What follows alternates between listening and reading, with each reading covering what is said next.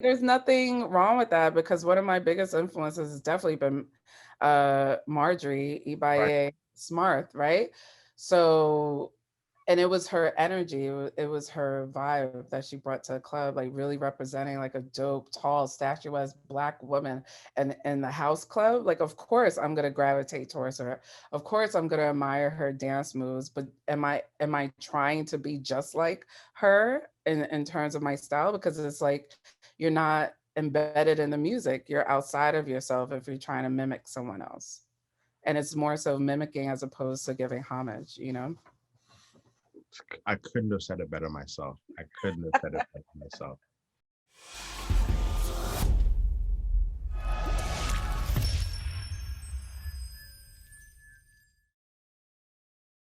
Today is February 4th, 2021. Who are we speaking with? This is DJ Sabine Blaizin of Oya Sound. Where were you born and where do you live now? I was born in the Bronx, New York, and I live in Brooklyn, New York. But my family hails from IET, my beloved country island of Haiti. Awesome. What kind of music did you hear around the house as a child? I had an eclectic musical upbringing. I always say that my father was my first DJ, whether he coined himself that or not. He just played a variety of vinyl and a variety of genres. So, of course, the traditional music that comes from Haiti, compa, some Haitian roots music, la scene, but we also listen to salsa, reggae, even hip hop. One of my father's favorite artists is LL Cool J. So I just remember hearing a mixture of stuff. He even loved country music. So yeah. Wow. And then talk to us about the transition from listening to music in the house to going clubbing. When did that happen? Mhm. Well, as a child of Haitian immigrants, it wasn't really celebrated, especially as a female, to go out to any club at any age. But definitely, I was influenced by my older cousins because I would see their outfits and them just getting ready and listening to the sound. I was like, oh my God, what is that music?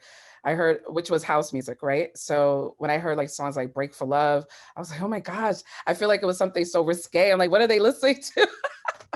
And I just loved the excitement, the vibe, them dancing, getting ready, the outfits, whether it was like paisley or polka dots or, just a eclectic, dope style. And I've always wanted to roll with them. And I always be like, oh, you could just bring me, my cousins were like, nah, you're too young, you're too young, and I'm like, what about fake IDs? They're like, well, you know about that. So it was always this constant battle, but they will allow me to hang out with them, just the pre-clubbing part, right? Um, but not until I went to college and I moved out around 18 that I experienced my officially full club experience. And during that time, I initially was listening to hip hop, a mixture of stuff actually, like punk, grunge, hip hop, R&B, all of those things, but definitely more like the underground hip hop. I was also a MC and a poet during that time, so not only going to clubs to dance, but to also perform. And I was also a break dancer, so I started frequenting clubs that had that style of music. But back then, I would say the mid 90s, early 2000s, clubs had more of a eclectic uh, musical taste, and it might be in different rooms at different times of the night, but you could go out and you could have a full experience. You could listen to hip hop, house, R&B. So yeah, so I would say around 18, that's when I started experiencing the club scene. And then once I found house, I just immediately fell in love and then started going to more like house clubs, like Club Shelter, and just experiencing and seeing people loft dance and do all these amazing dances. It was more like a spiritual thing and a release for me. So I stuck with house and here I am. Do you remember the first club you went to? Yes. Oh, wow. The first club. The first one that comes to mind is a Palladium. but I have a feeling that I've been other places, but again, it was more to perform. It was like club slash performance venues. So some of them included Tramps, Wetlands, Palladium. But what I coined like more of my like club dance experience wasn't really a club. It was a YWCA space, but if it gave me that club feeling where it was like consistently on Sundays, we had house dancers up in there. We also had an open mic beforehand, and that was Ian Friday's tea party in Brooklyn. Yeah, so I feel like that was initially my first real quote unquote club like experience.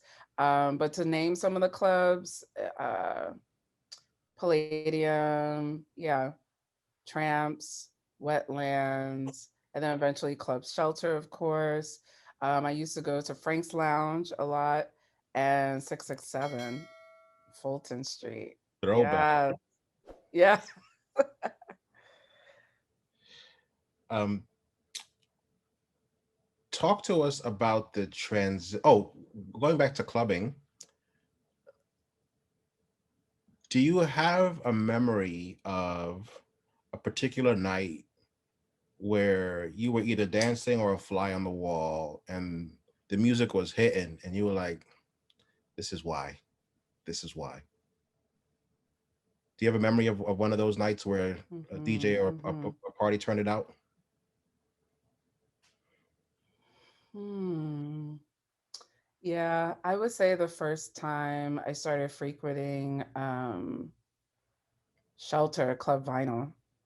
I've never experienced anything like it, and just like the freedom um, of people dancing and being themselves, and just being in a space for hours and still being on that same frequency. What I couldn't call it, I couldn't name it back then, but it was something I was like, yeah, I'm coming back. Like essentially, it became my church every Sunday morning, late Saturday night. And then I just found my tribe, and that's where I built a lot of good friendships with other dancers and club heads. So yeah. Let's talk about dance. Is there a right way to dance to house music?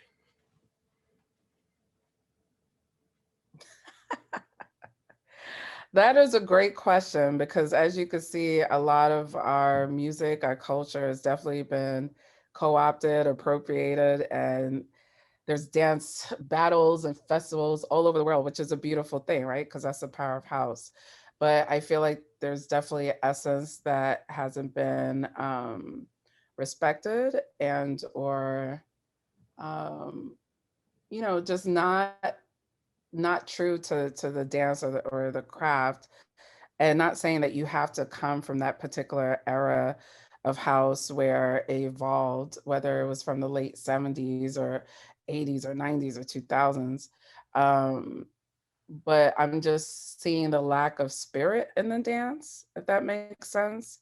I'm just seeing more robotic moves, and like I could tell which dance class this particular dancer took and which, dance veteran or OG that they modeled after. But I'm like, is this really you? Is this really your style? And they're going hard, and it's not even to the rhythm or the spirit or the essence of the song. You're not really listening to lyrics or the polyrhythmic patterns or whatever, and just flowing and creating your own style. I could go into the club and I would look forward to seeing certain dancers, right? Because they provide an essence, a vibe to the space, right? I don't want to see like a small group of like, people looking like jumping jelly beans or whatever. But I honestly, yeah, I'm a little disappointed in the past couple of years in terms of people deeming themselves as house dancers. And I understand that, they take their craft seriously, but I also want to see you just flow and really release and be free as you're moving, and incorporating what you've learned as well, but have a good balance. Well said. And I've seen the same thing too. I'm like, oh, Khalif taught you that. Oh, Yes. Brian taught you that. Oh, you know, exactly. Marjorie And taught you that. there's nothing wrong with that because one of my biggest influences has definitely been Marjorie Right. Ibaye Smart, right? So, and it was her energy, it was her vibe that she brought to the club, like really representing like a dope, tall, statuesque black woman and in the house club. Like, of course, I'm gonna gravitate towards her. Of course, I'm gonna admire her dance moves. But am I trying to be just like her in terms of my style? Because it's like you're not embedded in the music. You're outside of yourself if you're trying to mimic someone else. And it's more so mimicking as opposed to giving homage, you know? I couldn't have said it better myself. I couldn't have said it better myself. Um, Describe the moment when you fell in love with house music. Oh my gosh. Describe a moment I fell in love with house music. Hmm. I think, again, one of the songs that really shaped my interest in house was Break for Love because I was like, what? Are they really making love on this track? And they're doing all the groaning and moaning. But the way it was done, it was so beautiful. And you just it's like you're outside of yourself and thinking like, oh, this is just a nasty song or whatever. Like just the fact that house could give you that full experience, it just intrigued me. And I've always, every time I listen to that song, it's like I felt a little like, oh my God, I should be listening to this by myself. Like I said, with my cousins, but just to see how people grew to it. And when it comes on, it transforms the space, whether you're in the house with just a few people or by yourself or in a whole big ass club. Break for Love, whenever that song comes on, that's it. It brings me back to that moment. Well said. It's also one of my favorite tracks. Also, I think it's called the Spanish Fly remix or Spanish Fly version as well. Yeah, like both the original and multiple remixes. So I agree. Um, Describe house music in one word. Liberating. Unpack that. Oh my gosh. Wow. It's freedom. I mean, when you look at the history of house, right?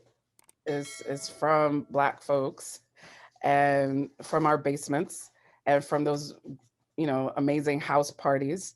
And we would, and we didn't have inhibitions. We left them at the door. Came primarily from Black queer culture as well. And when I think of being yourself or finding a release from the stresses of the world, I think of house music, and what it represents and how it's all encompassing of other genres, right? You could, listen to a gospel house if that's your thing. If you could listen to a soulful house track, you could listen to like a deep house, Afro house track. There's a little bit of everything for everyone, right? And all the different manifestations or characteristics of one's mood. And that's the beauty of house. So that's what I mean by liberating. You could truly, truly be yourself and be free.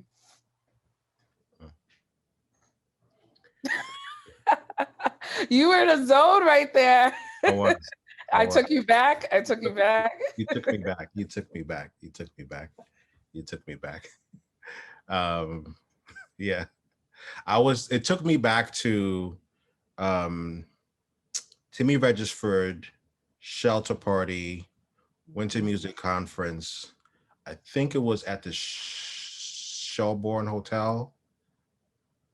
Ooh, yes, I remember those parties. I that Ooh. shit was live. Like Mm. people were losing their mind, like crying, Wow, crying, yes, crying. yes, I was People were there. crying on the dance floor. I was like, Mhm. wow, what is happening right now? What is happening right now? You just reminded me of Winter Music Conference, and a party that I used to do with Ian Friday. So at the time, I was doing this party in Brooklyn called Brooklyn Mecca, and he had his own brand or party called Libation. So we joined forces. So basically, we were the two main DJs. And it's interesting because it was off this beaten path on Lincoln Road called Buck 15, right? And it's not one of like the hotels or the clubs that are normally booked during when Miami Winter Music Conference, but everyone knew that was the spot. That was like the like real like that if you want that underground blackity black house music vibe, but we're doing it here in Miami, that was the party. And we did it for a couple of years. And I definitely want to say that that shaped a lot of my connection, my appreciation of the house scene, because if we are able to transplant that beautiful feeling, whether it's at Brooklyn Mecca in Brooklyn and or in Miami, you know, it was a testament to yeah, just the beauty of house and that feeling and how we could carry that with us anywhere we go, and we could transform spaces into healing and spiritual spaces as well. And we would be up in there packed there.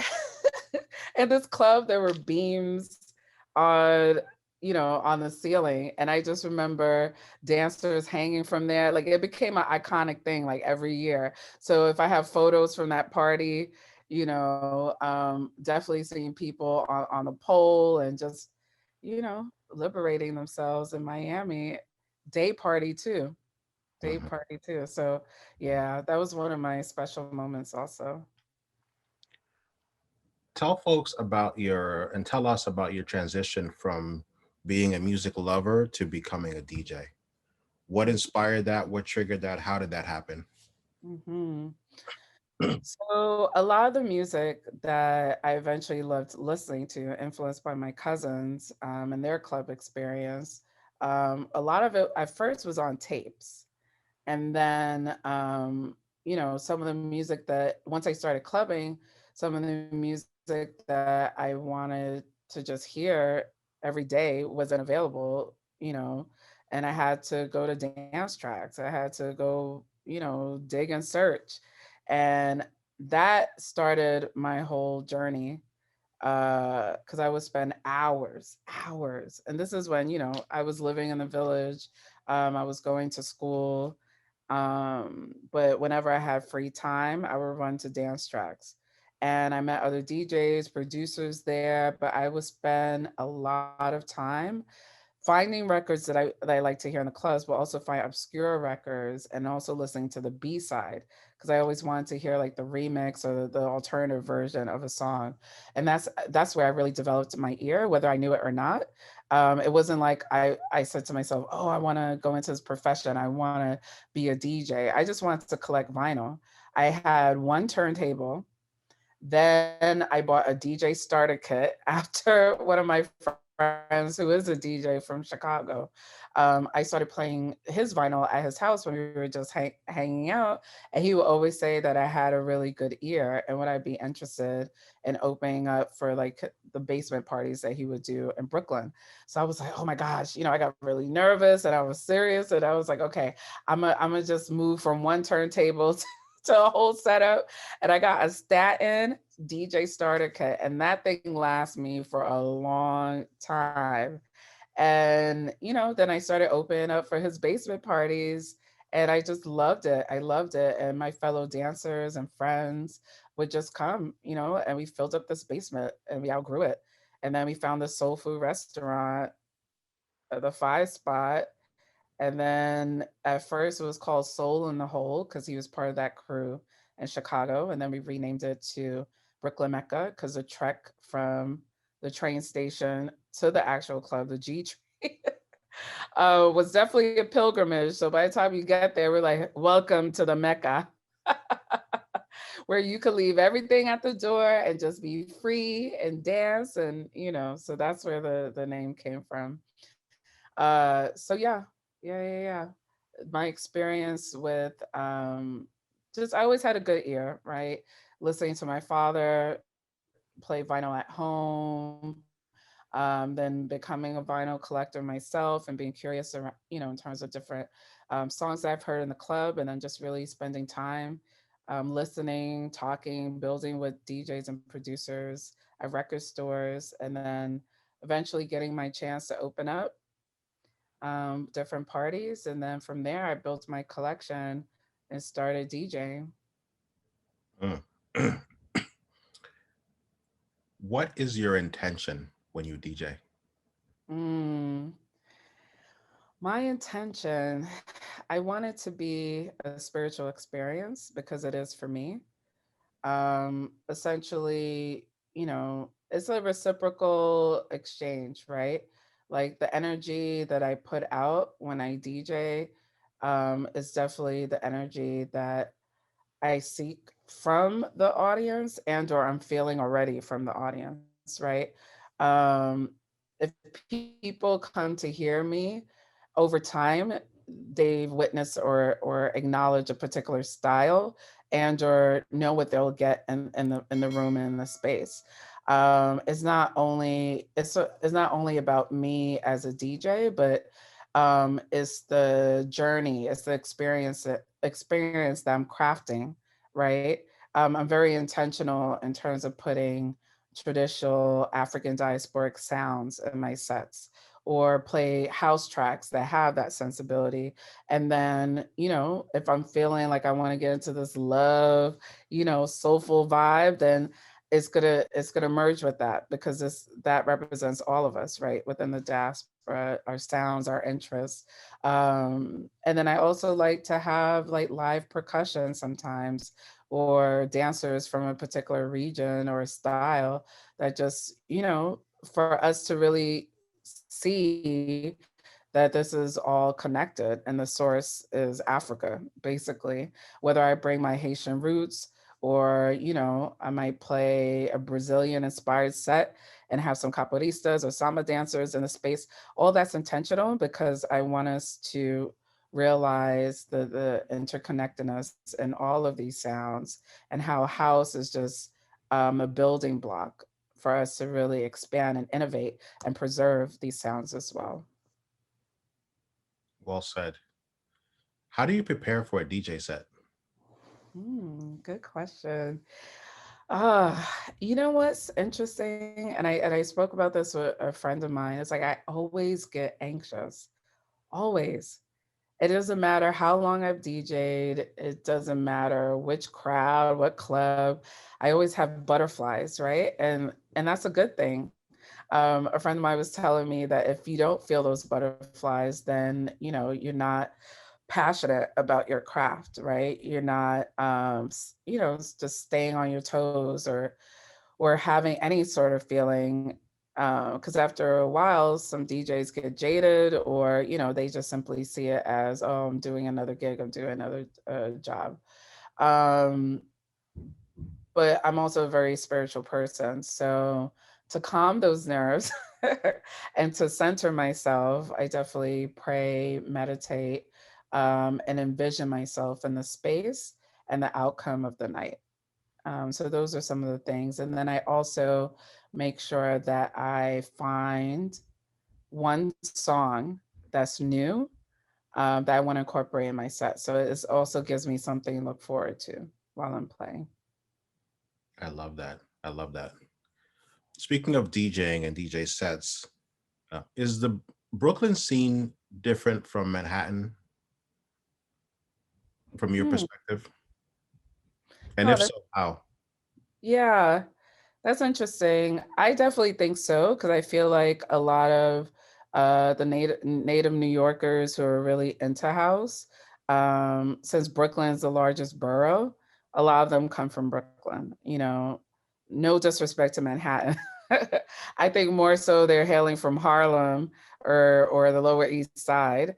But Manhattan, it's become more and more commercial as opposed to residential. And it's also, a stop through for other adjacent, I guess, states or people who want to visit New York. So sometimes the dancers or the club goers are either bridge a tunnel or the after work crowd, whatever you want to call them, yuppies, things like that. You might get a handful of folks like that in the club scene. I think it's definitely different from back in the day. It seemed like there was more of like a real underground New York scene. I also think there's like a burgeoning like group of young people who are discovering house, whether it's through dance classes as opposed to really having the like street experience. But I think, you know, there's something happening there where they may come through Manhattan and some of the clubs and frequent, you know, regular parties because they have this appreciation for them maybe like a new sound. So I could see, you know, Manhattan buzzing in that way, but just like the real like long-standing house heads, the real like community, I feel like is more so in Brooklyn. I would agree. I would totally agree. Yeah.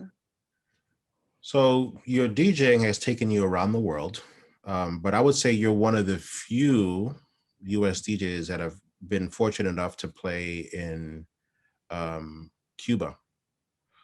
Tell us Yes. about tell us about what was the event and what was it like to DJ in Cuba and how was your music received? Wow. It was amazing. It was also part of this collective that was starting called the Fania Collective, which is an offspring of Fania Records, is disbanded now. But at the time, myself and other DJs like Jose Marquez were asked to come to Cuba and to do an event. It was also part of a larger project where they merged native Cuban artists and community members with these guests like DJs, producers, and performers from around the world. So that was great. And I felt like I was at home. I'm of Haitian descent. I do have family members who, you know, are Dominican and they speak Spanish, but, you know, Haitians speak a variety of languages from English to French to Portuguese to Spanish, depending on where you're from and your background. So parts of my family do speak Spanish. Unfortunately, I don't, but I grew up in the Bronx. I feel like I'm halfway there. Um, Where in the so Bronx? Gun Hill Road. No, well, yep. Yeah, Northeast Bronx, 213th Street Mhm, area. mhm. Yes. So so in terms of the rhythms, the people, the mannerisms, the Caribbean vibe, like all that was very familiar to me. Even though we didn't speak the same language, I felt like I was able to communicate with my own like excitement, passion, and knowledge of the culture, and then also definitely through the music. And like we were saying before, in terms of intentionally what I choose to play, again, is African diasporic music. So I would play, you know, traditional Cuban rhythms, you know, whether it's Lukumi or influence and rumba and all that is all in the sound. So it wasn't as foreign to them, but it was very, I love the excitement and also the surprise that I would see on the dance floor. One, because I'm Black, I'm female, and I'm DJing. Two, I'm DJing like deep house and adding these like Cuban rhythms to them. And a lot of the songs are traditional songs, so they've heard it growing up or they're singing along with it. Then they're doing the traditional dances that go with it. So I just remembered, I think I cried. I think I cried the first time I DJed in Cuba, but it was out of joy and appreciation. And it was an affirmation, a confirmation that what I'm doing is part of my path. And I was at the right place at the right time. Mm, mm. What what is soulful house, Mm. and how does that differentiate from deep house, if at all? Hmm. Well, the first thing that comes to mind, it might be cliche, but it's house that speaks to the soul. right? When I think of soulful house, not only in the production and the rhythm of it, but also the lyrics, whether, it's a song that has vocals on it. It expresses a mood, a feeling, a spiritual, whether it's a connection, a romantic connection. It tells a story. Um, that's what I feel Soulful House is. It definitely tells a story, and likens itself a little bit to soulful music, like soul, classic soul, right? But with a house, rhythm. I love that. Mhm. What is global soul? Mm. Well, Global Soul, the first time I've heard it was definitely coined by Ian Friday, DJ producer. And essentially, pulling different sounds from around the world and adding it to a soulful house track. But just a little bit more than that is also identifying that house in itself is as powerful as any other genre. They have these categories, world music, and is sometimes certain categories or genres of music are watered down a little bit, and or is not really given. Like if you really think about it, there's power in a genre of music that could pull from all cultures, all regions of the world in respect to their particular rhythm if it's done properly, right? And I feel like Global Soul is sort of that gateway of experimenting, innovating, and giving homage to those various world sounds. Love that. And then just give us a recap. We talked about Brooklyn Mecca, but just give us a recap of what exactly is Brooklyn Mecca? What was the concept? How long did it run? Who were the Hmm. DJs, guests, all that stuff? Like, what Yeah. is Brooklyn Mecca? Yeah, so Brooklyn Mecca was my baby. That was the first party I ever curated alongside DJ Kwame Akbar. That was my friend from Chicago that I mentioned. And Santiago was our promoter and visionary as well. And what turned into like initially a one-off, we were asked by the five spot to come back to do something regularly. So it went through different iterations, from it being weekly to every other week to monthly. And then it just started growing like a lot of different, and it was great because it was intergenerational, right? We had older house heads, primarily, from the Brooklyn area, but came from all over too, that appreciated the party because they were like, it's something new, it's something fresh. Then we had my age group. Then we had, emerging house heads, and people just in the neighborhood like, oh, what is this? And then it became this neighborhood staple, right? It was a soul food restaurant, so there's food. They have various other events there, whether it was hip hop, music nights or R&B, open mics, poetry, comedy, and it was a Black owned spot.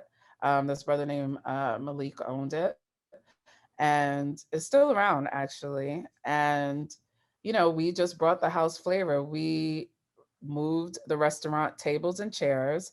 We cleared the small stage area and we created a DJ booth. And they had hardwood floors, which was a plus. And people just, after a while, there was a demand for it. So that went on for 6 years. And yeah, and we definitely built a culture out of it. A lot of dance crews that you know of today had their first performances or formed their dance groups out of this Brooklyn Mecca experience. I've seen the makings of Dance Warrior Project, which was my dance crew back in the day, which also included my promoter, Santiago. We had Mawu, we Afro Mosaic Soul. So those are some of the dance crews that performed and just regularly attended the parties. We also had various DJs that luckily because they've heard of Brooklyn Mecca or they love the crowd, they agreed to DJ. And a lot of these DJs that are high paying, well known, they agreed to do it. Of course they got paid, but we didn't have a budget like a well-known, world-renowned, like, club, EDM club or something like that. But I've had Joe Clausel, Ian Friday, Gingy Brown, oh my gosh, um, DJ, and we've had various performers. Um, so yeah, it's been so many years and so many great DJs that have come through and essentially have become close friends and mentors over time. That's awesome. What is kombucha? Pumbancha, yes. So because of my love of Cuban culture, and my experience with DJing and just, knowing about the culture, because I've been to Cuba outside of DJing as well. A real close friend of mine, Joyce Alvarez, she's Cuban. She's a DJ and producer, amazing person. She reached out to me and she moved to New York, actually New Jersey, and she wanted to start a party. And she had a space at Sabrosa that agreed to do it. And then we were like, oh, what would be a good name for the party? And we came up with Kumbancha. She was like, it's Kumbancha. And I was like, what is that? And she was like, it's just a feeling. It's this thing. It's like the Cuban vibe. And, when the party's at its highest level in the fire. And I was like, all right, we're going to call it Kumbancha. So yeah, so we did that for about a year or so. Um and the club no longer existed, and then we did small events at local bar lounges. And then she moved, so that party ended, but it was a great way to merge Haitian and Cuban and house music. And we also had my label partner, Okai Music, who's also my resident percussionist for many parties that I've done. So he brought that vibe to that party as well. So it was amazing. Yeah. What is bembe? Bembe. So Bembe is a party by Ocha Records, Carlos Mena. And at the time that I was part of the label as the brand marketing director. I assisted Carlos with doing that party, and I was a resident DJ for the party as well. And what is Ricolde? Yes, you said it right, Ricolde. So Ricolde means harvest in Haitian Creole, and that was the most recent party that I've curated. And I wanted to give homage to the sound of Haitian roots music and house, which essentially is like embodiment of who I am. So I wanted to offer that to the house scene, and um, I started doing that party at Lebain. And again, it was supposed to be like a one-off to celebrate my label start launch, and my first single, which is also Ricolde. So it was more of like, oh, let's do this party, let's bring that vibe, let's do a listening party, let's perform live, and then I was asked to do it again, and it became a monthly party for quite some time. And similar to Brooklyn Mecca, I had various guest DJs and performances, but all linked and connected to Haiti in some way. What is House of Yes? House of Yes. So House of Yes is another residency of mine. It's a huge club in Brooklyn, and it has more of a performance venue vibe to it. Initially, it started out as a place for circus performers, and also teaching circus and theatrical. I'm just gonna call it bliss. And on various nights they have different themed parties where you dress in that theme or a particular sound. So I guest DJ'd a couple of times, and then they brought me on. as a resident DJ. So I would DJ at least once a month. So yeah, that's House of Yes. And what is Onda Mundial Mexico? Mm-hmm. So Onda Mundial, basically, I feel like it was almost a spin-off of the Fania Collective because a lot of the people that I met through that experience started their own, I guess, company in homage to Latin music, right? So they're based in Mexico.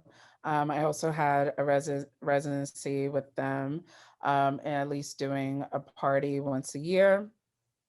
They also featured emerging producers and DJs, and so I was part of that collective. As of now, I think it's pretty dormant, and we're looking at other creative ways to start that. But I've been to Mexico a couple of times, and I've DJed for a lot of the people who are involved with that company. So yeah.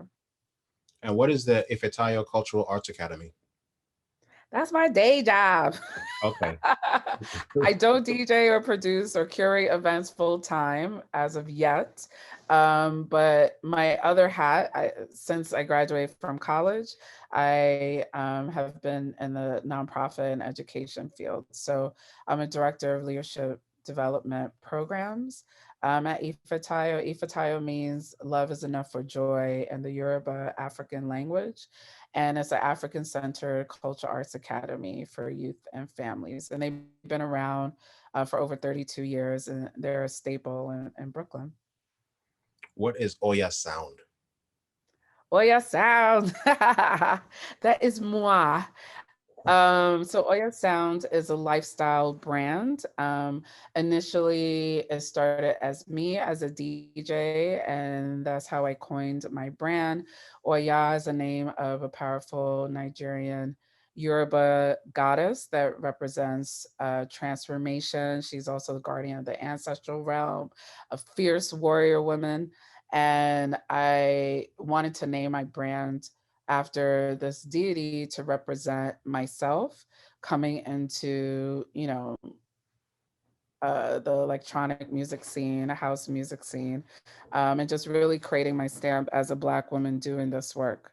So that's where the name Oya Sound came from. And then Oya Sound also represented me as a producer, and then also the events that I curate.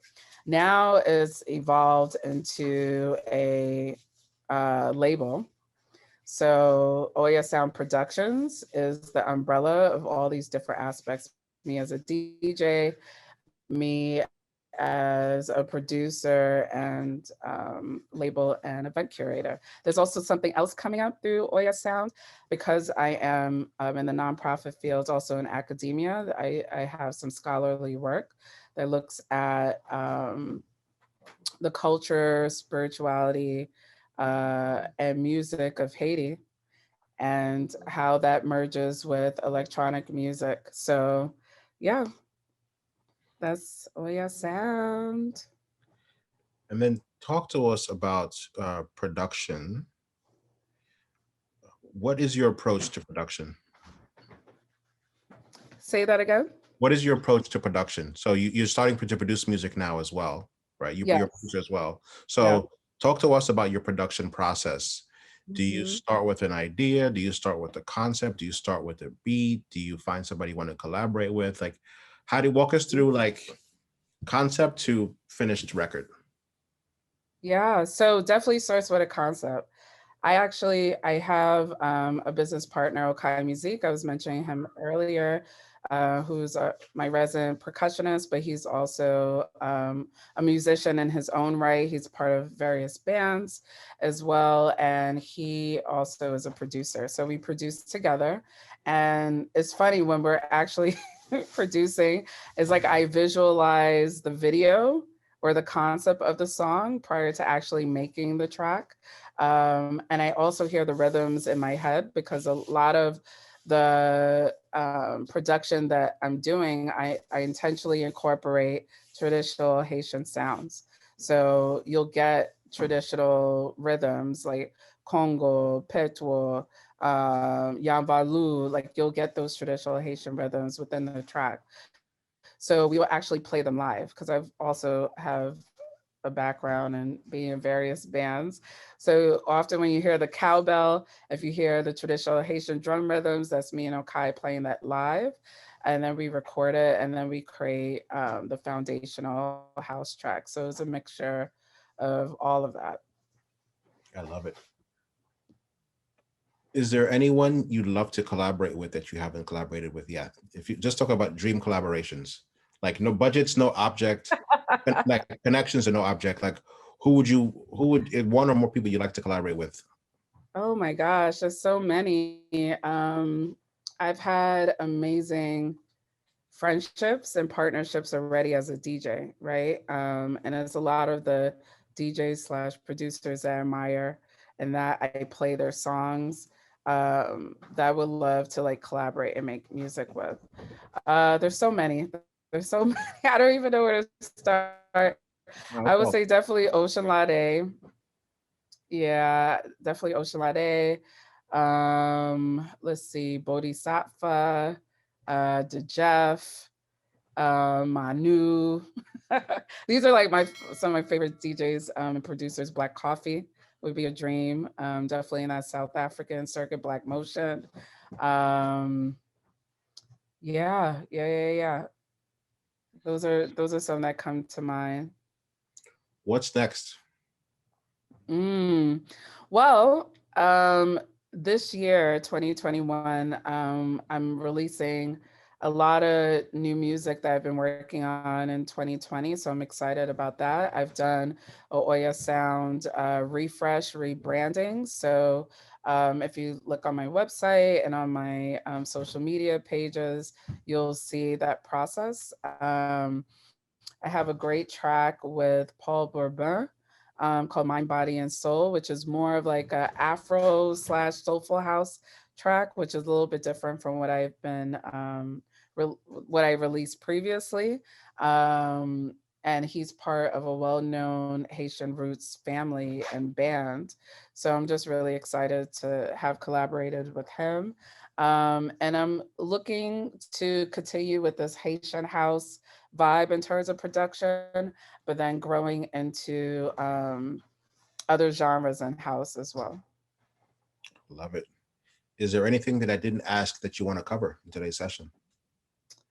Um, no, I think that was it. This is great. Thank you so much for having me on your show. All right. Have a good day. Bye bye. All right, you too.